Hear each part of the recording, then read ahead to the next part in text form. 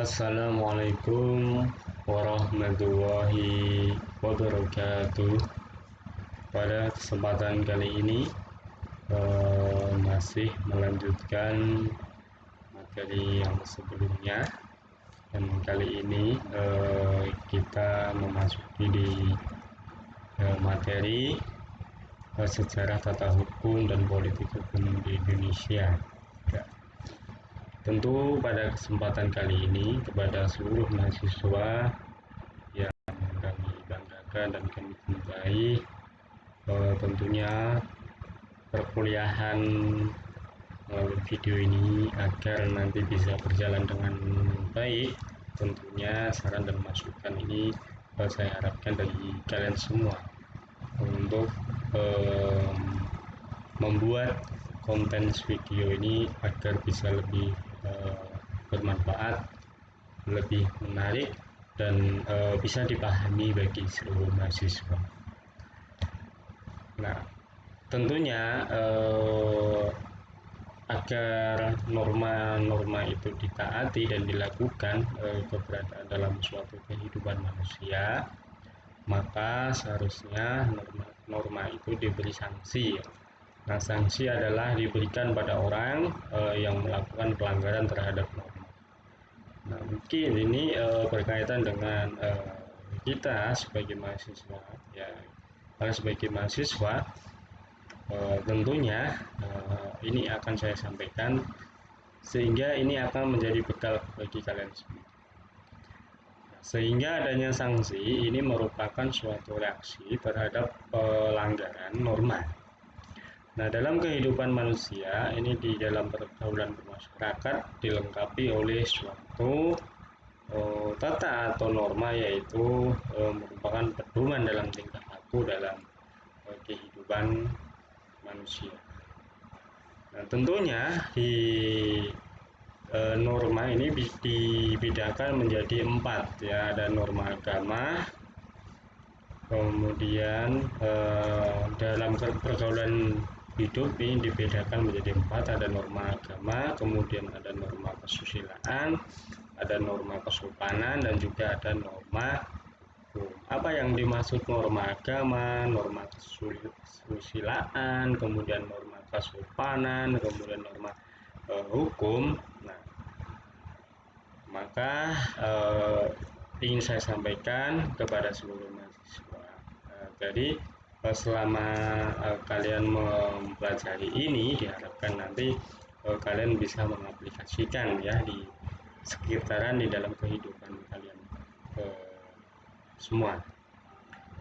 Norma agama ialah peraturan hidup yang diterima sebagai perintah, larangan, dan anjuran yang berasal dari Tuhan, ya.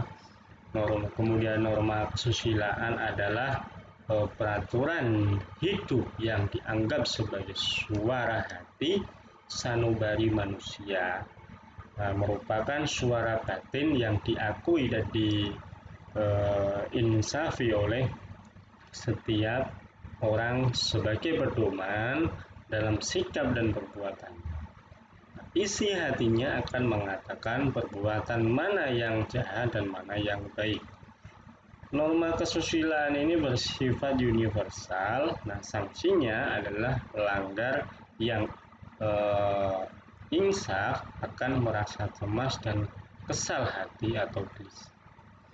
Nah, jadi norma kesusilaan ini tentu ini sering kita jumpai di sekitaran kita, juga banyak mengalami norma kesusilaan ini yang mungkin kita belum memahami apa itu norma kesusilaan, apa itu norma agama.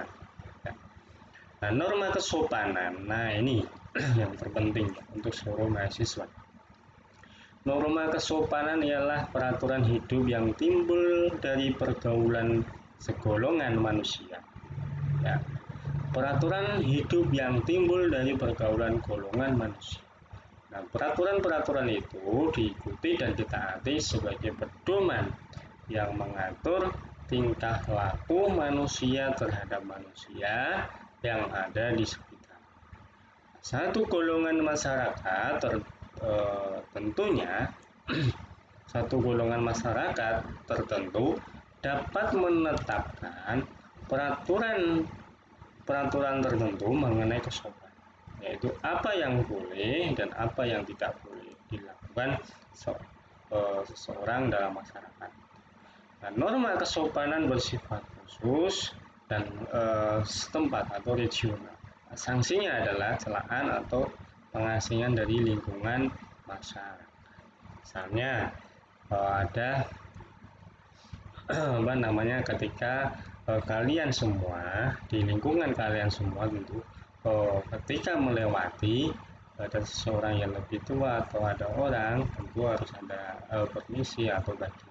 Nah, ini tentunya ini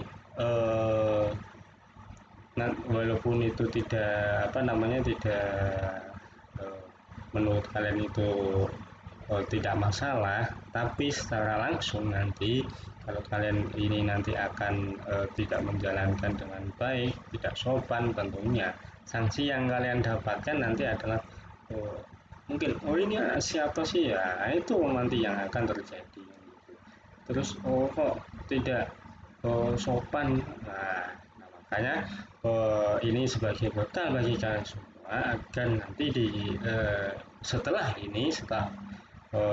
mendapatkan materi ini bisa diterapkan.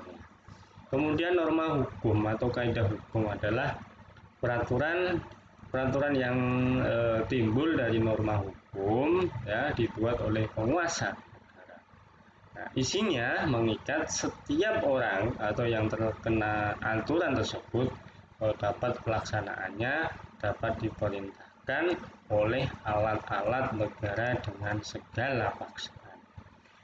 Norma hukum bersifat nasional atau kedaerahan, sanksinya sudah diatur di dalam norma hukum tersebut. Nah, tentunya pada kesempatan ini mengenai tata hukum Indonesia ini juga sebelumnya yang sudah saya sampaikan. Nah, ini tadi sebagai pengingat kembali agar beberapa norma ini harus kita pegang, harus kita terapkan selama kita berada di lingkungan masyarakat, di kehidupan masyarakat. Ya, para mahasiswa tentunya dalam mempelajari pengantar hukum Indonesia ini tentu ada yang harus diperhatikan, ada beberapa yang harus diperhatikan ya, karena masing-masing ya, karena pengantar hukum Indonesia ini masing-masing mempunyai penyelidikan sendiri. Nah, tentu suatu negara dapat dikatakan objek pengantar ini tata hukum adalah hukum yang berlaku pada saat sekarang ini dalam suatu negara tertentu atau ius constitutum. Nah, sedangkan pengantar ilmu hukum ini menyelidiki hukum yang sedang berlaku pada saat sekarang ini dalam suatu negara tertentu dan juga mempelajari hukum yang ada di dalam negara lain pada waktu kapan saja. Nah, jadi objek pengantar ilmu hukum, penyelidikan hukum secara hukum ini secara umum, yaitu baik hukum yang berlaku sekarang, nah, ini maupun hukum yang akan datang atau hukum yang dicita-citakan atau ius constituendum. Nah, ini pengantar ilmu hukum lebih luas dari pengantar tata hukum atau pengantar hukum Indonesia ya, yang penyelidikannya tidak terbatas pada ius constituendum. Nah, tata hukum Indonesia menyelidiki atau mempelajari hukum yang sedang berlaku di Indonesia, sedang ada hukum yang berlaku pada saat sekarang di Indonesia, yaitu hukum adat dan hukum positif. Nah, mempelajari tata hukum Indonesia yaitu untuk mempelajari aturan hukum yang sedang berlaku di Indonesia. Dengan demikian, tata hukum Indonesia adalah merupakan tatanan yang berlaku di Indonesia sekarang. Tata hukum itu menata, menyusun, mengatur tata kehidupan masyarakat. Nah, tata hukum itu sah berlaku bagi suatu masyarakat tertentu dan juga ditetapkan dan dipertetapkan atas daya penguasa atau authority masyarakat itu. Tata hukum Indonesia ini ditetapkan oleh masyarakat hukum Indonesia atau oleh negara Indonesia. Oleh sebab itu, tata hukum Indonesia ada sejak proklamasi kemerdekaan yaitu tanggal 17 Agustus 1945. Berarti bahwa sejak saat itu bangsa Indonesia telah mengambil keputusan untuk menentukan dan melaksanakan hukumnya sendiri, yaitu hukum bangsa Indonesia dengan tata hukumnya yang baru ialah tata hukum Indonesia. Nah, adapun proklamasi kemerdekaan Indonesia yang dinyatakan tanggal 17 Agustus 1945 adalah penjebolan tertib hukum kolonial dan sekaligus detik membangun tertib hukum nasional, tertib hukum Indonesia dan seterusnya. Demikian ya. Dengan demikian jelaslah kiranya bahwa proklamasi berarti menegarakan Indonesia menjadi suatu negara. Pada saat itu pula menetapkan tata hukum Indonesia.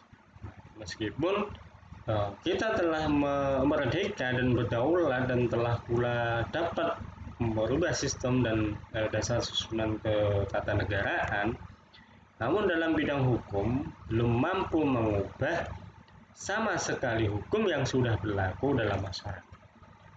Ketidakmampuan ini diakui negara, yaitu negara selalu mengadakan peraturan peralihan dalam Undang-Undang Dasar. Pasal untuk peralihan adalah pasal yang berisi petunjuk mengenai peralihan dari tata hukum yang lama ke tata hukum yang Adapun di dalam pasal peralihan dalam Undang-Undang Dasar 1945,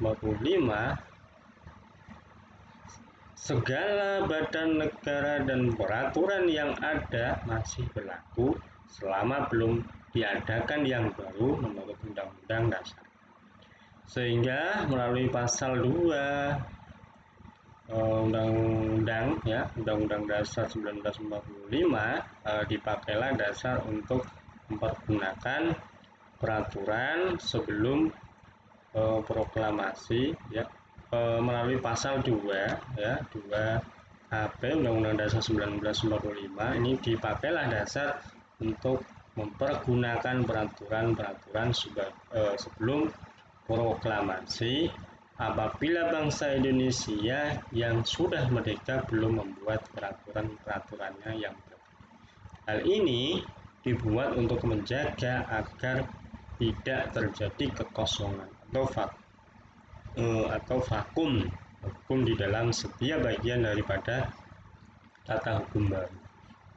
Peraturan yang lama diterapkan tidak boleh bertentangan dengan jiwa proklamasi. Peraturan yang lama disesuaikan dengan keadaan Indonesia merdeka. Mempelajari hukum tata Indonesia untuk mengetahui hukum yang berlaku di negara Indonesia sekarang, hukum yang berlaku pada saat sekarang ini dalam suatu negara tertentu, istilah aslinya ius constitutum sebagai lawan ius constituendi atau hukum yang dicita-cita.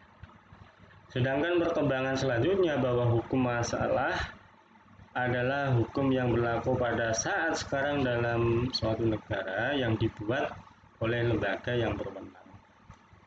Nah, kalau menurut Prof. Kusumadi Pujosewojo dalam bukunya Pedoman Pelajaran Tata Hukum Indonesia halaman yang ke-10 mengatakan, siapa yang mempelajari tata hukum Indonesia? Maksudnya terutama ialah ingin mengetahui perbuatan atau tindakan manakah yang menurut hukum dan yang manakah yang melawan hukum. Bagaimana kedudukan seseorang di dalam masyarakat? Apakah kewajiban-kewajiban dan wewenang-wewenang? Semua menurut hukum Indonesia dengan pendek. Ia ingin mengetahui hukum yang berlaku sekarang ini di dalam negara kesatuan Republik Indonesia. Sejarah tata hukum Indonesia, tata hukum Indonesia sejak proklamasi tanggal 17 Agustus 1945, pencetusan kemerdekaan negara Republik Indonesia. Pada saat itu bangsa Indonesia memilih dan menentukan hukumnya sendiri sesuai dengan cita-cita bangsa Indonesia merdeka. Nah, hukum yang dipilih dan dilaksanakan merupakan tata hukum yang baru, yaitu tata hukum Indonesia. Memorandum DPR GR tanggal 9 Juni 1966 antara lain menyatakan proklamasi kemerdekaan Indonesia yang dinyatakan pada tanggal 17 Agustus 1945 adalah detik penjebolan tertib hukum kolonial dan sekaligus detik pembangunan tertib nasional, tertib hukum Indonesia dan seterusnya. Tata hukum Indonesia berpokok pangkal pada proklamasi kemerdekaan. Untuk lebih menyempurnakan sebagai negara yang berdaulat dengan adanya tata hukum, maka pada tanggal 18 Agustus 1945 oleh PPKI ditetapkan dan disahkanlah Undang-Undang Dasar Negara Republik Indonesia, yaitu Undang-Undang Dasar 1945 atau Undang-Undang UUD 1945. Undang-Undang 1945 hanyalah memuat ketentuan-ketentuan dasar dan merupakan rangka dari tata hukum Indonesia. Dan masih banyak ketentuan-ketentuan yang perlu diselenggarakan lebih lanjut dalam berbagai undang-undang organik. Ya. Nah, sejalan dengan perkembangan ketatanegaraan negara kita, perkembangan perundang-undangan sejak berdirinya negara Republik Indonesia dapat diberikan periodisasi sebagai masa Undang-Undang Dasar 1945 ke-1 18 Agustus 1945 sampai tanggal 27 Desember 1949. Kemudian masa Konstitusi RIS 27 Desember 1949 sampai 17 Agustus 1950. Masa Undang-Undang Dasar sementara 1950 ya, pada tanggal 15 Agustus 1950 sampai 5 Juli 1959. Kemudian pada masa Undang-Undang Dasar 1945 kedua, yaitu 5 Juli 1959 sampai sekarang. Nah, di dalam perjalanan sejarah negara Indonesia, Undang-Undang Dasar 1945 ini mengalami pasang naik turun karena pernah diberlakukan 2 kali, yaitu seperti yang sudah saya sebutkan tadi. Nah, tentunya melalui dekret presiden. Dekret adalah suatu putusan dari organ tertinggi atau kepala negara atau organ lain yang merupakan penjelmaan kehendak yang sifatnya sepihak. Dekret ini dilakukan bila mana negara dalam keadaan darurat, keselamatan bangsa dan negara terancam oleh bahaya. Nah, landasan hukum dekret adalah hukum darurat yang dibedakan atas dua macam, yaitu hukum tata negara darurat subjektif. Suatu hukum tata negara dalam arti subjektif yaitu suatu keadaan hukum yang memberi wewenang kepada organ tertinggi untuk atau bila perlu mengambil tindakan-tindakan hukum, bahkan kalau perlu melanggar undang-undang hak-hak asasi rakyat, bahkan kalau perlu undang-undang. Contoh, Dekret Presiden 5 Juli 1959 membubarkan Konstituante 5, kemudian menetapkan berlakunya kembali Undang-Undang Dasar 1945 dan tidak berlakunya kembali Undang-Undang Dasar sementara tahun 1950. Kemudian dibentuknya MPRS dan DPAS dan dalam waktu yang sesingkat-singkat. Hukum tata negara darurat objektif suatu keadaan hukum yang memberikan wewenang kepada organ tertinggi negara untuk mengambil tindakan-tindakan hukum, namun tetap dilandaskan pada konstitusi yang berlaku. Contohnya adalah Surat Perintah 11 Maret 1960. Nah, politik hukum Indonesia, pengembangan politik penggunaan istilah politik sering mempunyai pengertian yang berbeda-beda. Misalnya dalam ilmu politik yang diartikan politik dalam hal ini ialah sebagai pengetahuan mengenai ketatanegaraan dan kenegaraan. Nah, suatu tata cara pemerintah. Kemudian kalau kata politik ini digunakan di dalam perkataan politik para pedagang, hal itu berarti suatu tipu muslihat atau daya upaya para pedagang. Kata politik dalam perkataan politik hukum nasional menurut pendapat Hartono berarti kebijaksanaan atau disebut dengan bahasa asli polisi dari penguasa Republik Indonesia mengenai hukum yang berlaku di negara Indonesia. Hal ini sesuai dengan apa yang dikatakan Teuku Muhammad Rodi, SA, dalam Prisma nomor 6 tahun ke-2 Desember 1973 halaman ke-4 sebagai berikut. Adapun politik hukum di sini hendak kita artikan sebagai pernyataan kehendak penguasa negara mengenal hukum yang berlaku di wilayah dan mengenal arah kemana hukum hendak diperkembangkan. Politik hukum dari negara Republik Indonesia tersirat dalam Pasal 2 Aturan Peralihan Undang-Undang Dasar 1945. Walaupun bersifat sementara melalui Pasal 2 AP, ya, Undang-Undang Dasar 1945 memberi dasar untuk berlakunya produk hukum saat pemerintahan kolonial atau Hindia Belanda dengan tujuan untuk mengisi kekosongan hukum asalkan tidak bertentangan dengan jiwa atau cita Undang-Undang Dasar 1945. Nah, selanjutnya, politik hukum negara Republik Indonesia dituangkan di dalam TAP MPR nomor 4 dari MPR garis 99 tentang garis-garis besar haluan negara atau GBHN pada tahun 1999 tahun 2004.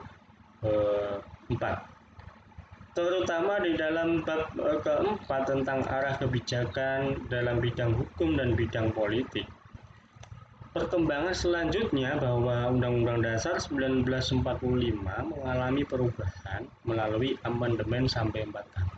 Nah, amandemen keempat tahun 2002 yang mendasari berlakunya hukum produk kolonial diatur dalam pasal 1 aturan peralihan, yaitu segala peraturan perundang-undangan yang ada masih tetap berlaku selama belum diadakan yang baru menurut Undang-Undang Dasar. Demikian yang dapat kami sampaikan. Jika nanti ada hal-hal yang perlu ditanyakan, silahkan ditanyakan melalui forum yang sudah kami sediakan. Nah, untuk itu saya rasa sudah cukup dan saya mohon kepada seluruh mahasiswa jika ada saran dan kritik bisa disampaikan melalui nomor yang sudah saya sampaikan di bawah dan juga melalui ini. Nah, akhir kata dari saya, wabillahi taufik wal hidayah. Wassalamualaikum warahmatullahi wabarakatuh.